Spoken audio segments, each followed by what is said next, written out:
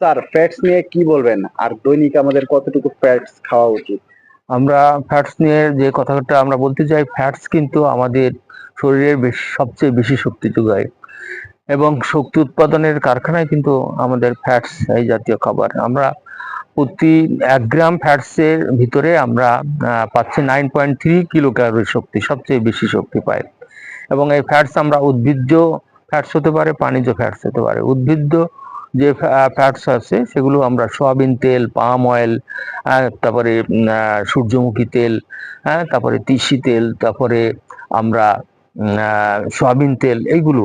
আর প্রাণীজ যেগুলো বলছি, যে মাংস জাতীয় পদার্থ, যেগুলো মাংস জাতীয় খাবার, হ্যাঁ, মাংস, তারপরে ডিম, তারপরে হ্যাঁ এইগুলোই আমরা বেশি, চর্বি সহ যেগুলো মাংস আছে, খাবার আছে চর্বি সহ, সেগুলো আমরা এইগুলো